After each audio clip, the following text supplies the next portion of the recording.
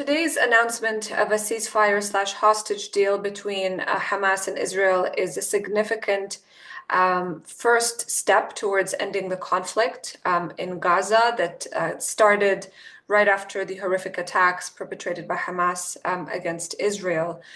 This is, of course, long overdue, and as President Biden mentioned, this agreement is very much based on the parameters that he had announced back in May.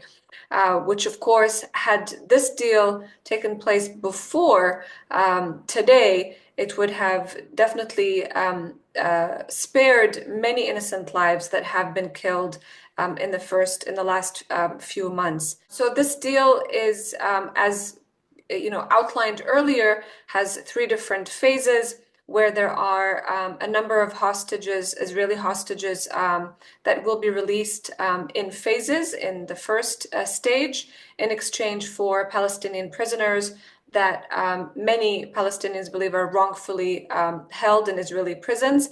And the second phase also will see some redeployment of Israeli forces away from densely populated areas, allowing Palestinians to return to their homes, or whatever is left of their homes at this point.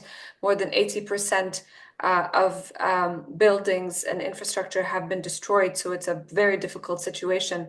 But finally, the last stage is agreeing on this withdrawal of Israeli forces, as well as ensuring that all hostages are returned in exchange for the remaining Palestinian prisoners that are agreed to under this deal. The United States Biden administration has been working tirelessly over the last few months to ensure that this deal goes through. Of course, both key U.S. allies, Qatar and Egypt, have been critical in brokering this deal, going back and forth as interlocutors with Hamas.